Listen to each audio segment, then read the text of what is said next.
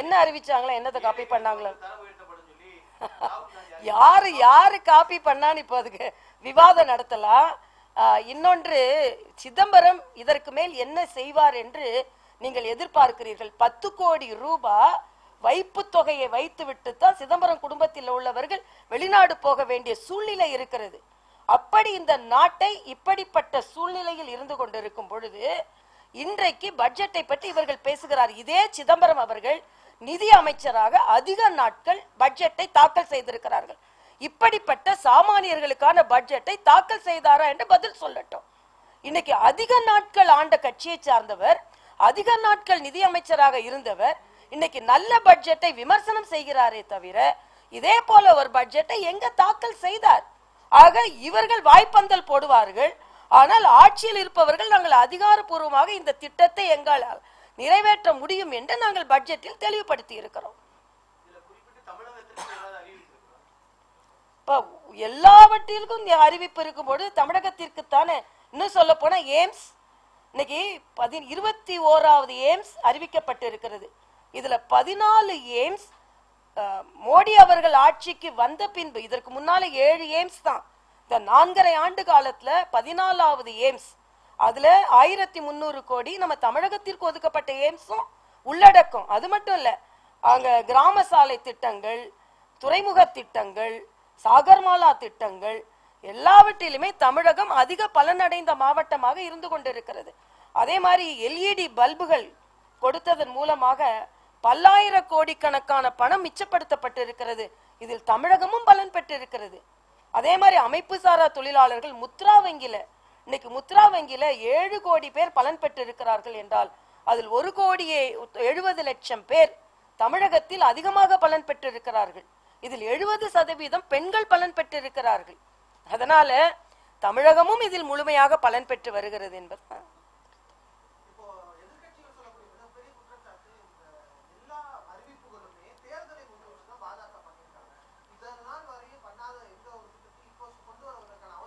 அதாவது இதுவரைக்கும் இல்லாத திட்டங்கள் இல்லை. இது ஆயுஷ்மான் பாரத் என்ற மருத்துவ காப்பீடு திட்டமாக இருக்கட்டும், சாலை வசதி திட்டமாக இருக்கட்டும், தொழிலாளர்களுக்கான வைப்பு நிதி திட்டமாக இருக்கட்டும், இவை எல்லாமே ஆரம்பிக்கப்பட்ட திட்டங்கள் தான். அது மட்டுமல்ல, போன முறை 2.5 லட்சம் என்று அறிவித்த உடனேயே 5 லட்சமாக அறிவிக்க வேண்டும் என்று மக்களிடம் கோரிக்கை இருந்தது. அப்பொழுது மரியாதைக்குரிய நிதி அமைச்சர் அருண்ஜேட்லி அவர்கள் தெளிவாக சொன்னார்கள், இந்த நாடு வருமான வரி கட்டுபவர்களால் தான் முன்னெடுத்து செல்ல முடியும், அதற்கான நமக்கு நிதி தேவை. இந்த நிதியை இந்த மக்கள் வருமான வரி கட்டுவதில் இருந்துதான், பெரும்பான்மையானவர்கள் இந்த தொழிலாளர்கள் கட்டும் வருமானத்தில் இருந்துதான் நாடு செயல்படுத்தப்படுகிறது, திட்டங்கள் செயல்படுத்தப்படுகிறது என்று சொன்னார்கள். இன்னைக்கு ஏன் 5 லட்சம் ரூபாயாக உயர்த்தப்படுகிறது என்றால், இன்று வருமான வரி செலுத்துபவர்களின் எண்ணிக்கை பல மடங்காக உயர்த்தி போலி நிறுவனங்கள் எல்லாம் கண்டுபிடிக்கப்பட்டு வருமான வரி அதிகரிக்கப்பட்டிருப்பதனால், அதன் மூலம் கிடைக்கும் வருமானம் அதிகரித்ததனால் இதுவரைக்கும் தியாகம் செய்து கொண்டிருந்த இந்த தொழிலாளர் வர்க்கத்திற்கு நாம் 5 லட்சம் உச்சவரம்பை கூட்டித்தர வேண்டும் என்ற கோரிக்கையை நிறைவேற்றி இருக்கிறார்கள். அது மட்டும் இல்ல, அந்த டாக்ஸ் பேயர்ஸ்க்கு முழுமையான நன்றியையும் தெரிவித்திருக்கிறார்கள். இதற்கு முன்னால வரி ஏய்ப்பவர்கள் தான் அதிகமாக இருந்தார்கள், இன்று வரி கட்டுபவர்கள் அதிகரித்திருக்கிறார்கள். வரி ஏய்ப்பவர்களுக்கு அரசாங்கம் காப்பகமாக இருந்தது, இன்று வரி கட்டுபவர்களுக்கு அரசாங்கம் காப்பகமாக இருக்கிறது. இதுதான் 2 பேருக்கு வித்தியாசம். இந்த 3 லட்சம் கோடி வாரா கடன் எந்த ஆட்சியில கொடுத்தது? முந்தைய ஆட்சியில கொடுத்தது. இதை கிடுக்கிப்பிடி போட்டு இங்கே கொண்டு வரப்பட்டிருக்கிறது. அதே போல கருப்பு பணம் 1,30,00,000 கோடி ரூபாய் மீட்டெடுக்கப்பட்டிருக்கிறது என்றால் இவையெல்லாம் திட்டங்களாக மக்களுக்கு கிடைக்கக்கூடிய பணம் தான் என்பதை தெளிவுபடுத்தி இருக்கிறது budget.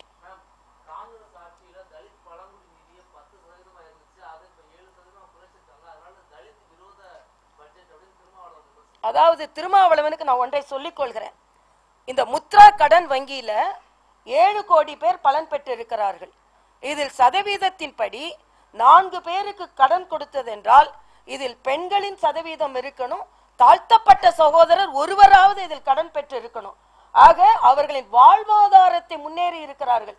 Start up India, stand up India எல்லாத்துலயுமே தாழ்த்தப்பட்ட சகோதரர்களுக்கு என்று குறிப்பிட்ட சதவீதம் அவர்களுக்கு ஒதுக்கப்பட வேண்டும் என்று வங்கிகளுக்கு அறிவுரையே கொடுக்கப்பட்டிருக்கிறது. திருமாவளவன் நான் கேட்கிறேன், அவர் பாராளுமன்ற உறுப்பினராக இருந்திருக்கிறார், சட்டமன்ற உறுப்பினராக இருந்திருக்கிறார். இதே பட்டியலின மக்களுக்கு அவரின் முயற்சியினால் ஏதாவது ஒரு திட்டத்தை நிறைவேற்றி கொடுத்து இருக்கிறாரா என்றால் இல்ல. இன்னைக்கு அம்பேத்கர் அவர்களுக்கு நினைவிடம் அமைப்பதில் இருந்து இன்னைக்கு பட்டியலின மக்களுக்கு அத்தனை சதவீதத்தில் கடன் பெறுவதாக இருக்கட்டும், நிறுவனங்களுக்கு அவர்களுக்கு உதவி செய்வதாக இருக்கட்டும், எல்லாவற்றிலும் குறிப்பிட்ட சதவீதத்தினரில் அந்த பட்டியலின மக்கள் பலன் பெறுகிறார்கள் என்றால் அது மோடி அரசாங்கத்திடம்தான்.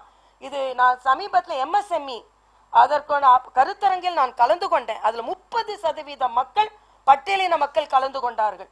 அவர்கள் சொன்னது, இந்த சிறு குறு தொழில் கடனில் எங்களுக்கான பங்கீடு இப்பொழுது அதிகரித்திருக்கிறது என்று அவர்கள் சொன்னது. ஆக அந்த பட்டியலின மக்கள்கிட்ட போய் கேட்கட்டும் திருமாவளவன், பொத்தாம் பொதுவா குற்றம் சாட்டி கொண்டிருக்க வேண்டாம் என்பது எனது கருத்து.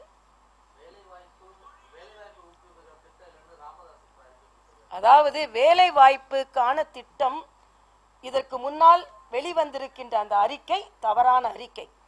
இன்றைய காலகட்டத்தில் 42 கோடி அன்ஆர்கனைஸ் செக்டர்ல ஆரம்பித்து சிறு குறு தொழிலுக்கான உதவி வரைக்கும், விவசாயம் வரைக்கும் எல்லாவற்றிலுமே உதவிகரமாக இருப்பது மட்டுமல்லாமல் இன்று ஸ்டார்ட் அப் இந்தியா எல்லாத்துல வெளிநாடுகளில தயாரித்து கொண்டிருந்த, அதாவது ஒரு சின்ன உதாரணத்திற்கு சொன்னோம்னா ஸ்பேஸ் ஜாக்கெட் நம்ம சொல்லுவோம். இந்த ஸ்பேஸ் ஜாக்கெட்டை வெளிநாடுகளிலிருந்து இறக்குமதி செய்தோம். இன்னும் 2 ஆண்டுகள்ல இந்தியாவிலிருந்து அது செய்யப்பட்டு ஏற்றுமதி செய்யப்பட இருக்கிறது. அதே மாதிரி ராணுவ தளவாடங்கள். இன்னைக்கு வேலை வாய்ப்பை பற்றி கேள்வி கேட்கின்ற சகோதரருக்கு நான் கேள்வி சொல்லிக் கொள்வது, 3300 கோடி ரூபாயில டிஃபென்ஸ் காரிடாருக்கு போன வாரம் திருச்சியில அடிக்கல் நாட்டப்பட்டு இருக்கிறது. அடுத்த 6ஆம் தேதி கோயம்புத்தூர்ல அது ஆரம்பிக்கப்பட இருக்கிறது. இதனால் மட்டும் தமிழகத்தில் மட்டுமே இந்த ராணுவ தளவாட தொழிற்சாலையினால் 2.5 லட்சம் தமிழர்கள் பலன் பெற போகிறார்கள். ஆக இவையெல்லாம் தொழிலாக ஆரம்பிக்கப்பட்டிருக்கிறது, அதுவும் தமிழகத்தில் ஆரம்பிக்கப்பட்டிருக்கிறது என்பதை நான் நினைவு கூறுகிறேன்.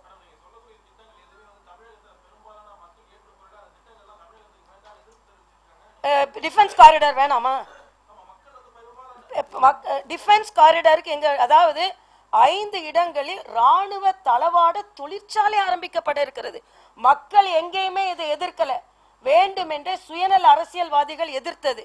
ஏனென்றால் சமீபத்தில் மரியாதைக்குரிய மோடி அவர்கள் ராணுவ கண்காட்சியை தொடங்க வைக்க வந்தார்கள். அப்பொழுது அவர்கள் சொன்னது, இது கண்காட்சி மட்டும் இல்ல, தமிழ்நாட்டில் 2.5 லட்சம் பேருக்கு வேலை வாய்ப்பை ஏற்படுத்தி தருகின்ற டிஃபென்ஸ் காரிடருக்கு ஆரம்ப திட்டம் இது. ஆக அப்படிப்பட்ட திட்டங்கள் 2 லட்சம் தமிழர்களுக்கு வேலை வாய்ப்பை ஏற்படுத்தி தருகின்ற இந்த திட்டம் வேண்டாம் என்று தமிழர்கள் சொல்லவில்லை. அது மட்டுமல்ல, இதனால சிறு குறு தொழில் சின்ன சின்ன வேலை செய்பவர்களுக்கு கூட இந்த ராணுவ தளவாடங்களில் உதிரி பாகங்கள் செய்வதற்கான முழு முயற்சிகளை மேற்கொள்ளப்பட்டிருக்கிறது. நேற்று நீங்க போன வாரம் திருச்சியில ராணுவ அமைச்சர் கலந்து கொண்ட நிகழ்ச்சியில தமிழகத்தை சார்ந்த 10 சிறு குறு நிறுவனங்கள் பங்கெடுத்துக் கொண்டிருக்கிறார்கள் என்று அந்த நிறுவனங்களின் பெயர்களே வெளியிடப்பட்டிருந்தது. இதெல்லாம் இல்லைன்னு சொல்ல முடியுமா?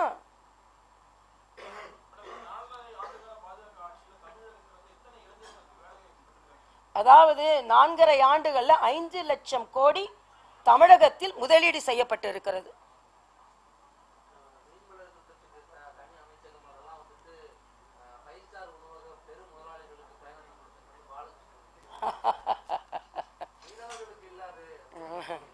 சரி, அவர் அந்த ஆராய்ச்சி செய்து கொண்டே இருக்கட்டும்.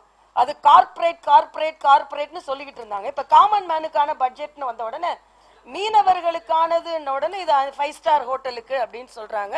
நாங்க ப்ளூ ஸ்டார் ஆபரேஷன் செய்து கொண்டு இருக்கிறோம், அவர் 5 ஸ்டார் ஆபரேஷன் நினைக்கிட்டோம். நாங்க நீல புரட்சி, வெண்மை புரட்சி என்று பாலிலும், நீல புரட்சி என்று கடலிலும், பசுமை புரட்சி என்று நிலத்திலும் வயலிலும் செய்து கொண்டிருக்கின்றோம்னா எதையாவது ஒண்ணு சொல்லணும்ல. கம்யூனிஸ்டுகளுக்கும் மற்றவர்களுக்கும் இது டோட்டலி டிசப்பாயின்மெண்ட். என்ன இப்படிப்பட்ட ஒரு நல்ல பட்ஜெட்டை தாக்கல் செஞ்சுட்டாங்களே, இதுல எங்கெல்லாம் குறை இருக்கு. நீங்க பார்லிமெண்ட்ல பாத்தீங்கல்ல, இங்க உள்ள சகோதரர்கள் எல்லாத்தையும் கேட்கிறேன், பார்லிமெண்ட்ல எதிர்கட்சியினர் எப்படி உட்கார்ந்து இருந்தாங்க? உண்மையிலேயே அவர்கள் மக்களுக்கான நல்லதை வரவேற்கிறார்கள் என்றால், எதிர்கட்சியாக இருந்தாலும் நல்ல திட்டங்களை சொல்லும் பொழுது கைத்தட்டி வரவேற்றிருக்க வேண்டும். கைகள் தட்டுவதற்கு பதிலாக கைகள் கன்னத்தில் இருந்ததை நாம் எல்லாம் பார்த்து கொண்டுதான் இருந்தோம். ஆக இவர்களின் விருப்பம் மக்களுக்கானது அல்ல. மக்களை வைத்து ஏமாற்றி பாஜகவிற்கு எதிராக திருப்பிவிட வேண்டும் என்று நினைத்து கொண்டிருந்தோமே, அது முடியவில்லையே என்று கப்பல் கவிழ்ந்தால் போல் அவர்கள் எல்லாம் உட்கார்ந்து இருந்தார்கள் என்பதைத்தான் நாம் பார்த்து கொண்டிருந்தோம்.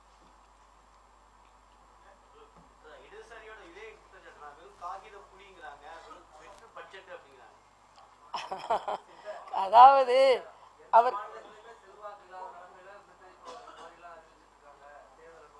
யாரு, அதாவது எந்த கம்யூனிஸ்டுகள் எத்தனை மாநிலத்தில் ஆட்சி செய்து கொண்டிருக்கிறாங்க? நாங்க பல மாநிலங்கள் ஆட்சி செய்து கொண்டிருக்கிறோம். இன்னைக்கு மக்களால் பிரம்மாண்டமாக வரவேற்கப்படுகின்ற பட்ஜெட் இது. தொழிலாளர்களாக இருந்தாலும் யாராக இருந்தாலும் மக்களால் பிரம்மாண்டமாக வரவேற்கின்ற பட்ஜெட். எதிர்கட்சிகள் முற்றிலுமாக பதற்றத்தில் இருக்கிறார்கள். இந்த தேர்தலை நாம் எப்படி சந்திக்க போகிறோம் என்று பதற்றத்தில் இருக்கிறார்கள். பாஜக மேல் எதுவும் குறை சொல்ல முடியாத நிறைவான பட்ஜெட் இது. வருங்காலத்திலும் 2019 பாஜக தான் ஆட்சி அமைக்க போகிறது என்பதற்கான தன்னம்பிக்கை பட்ஜெட் இது.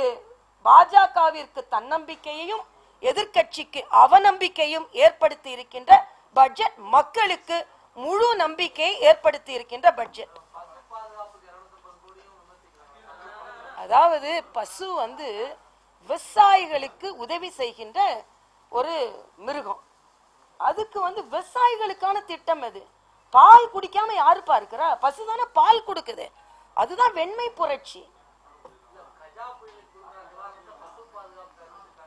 அதாவது பசு பாதுகாப்பை சாதாரணமா பேசாதுங்க. அழும் குழந்தையிலிருந்து பால் கொடுக்கின்றது பசு.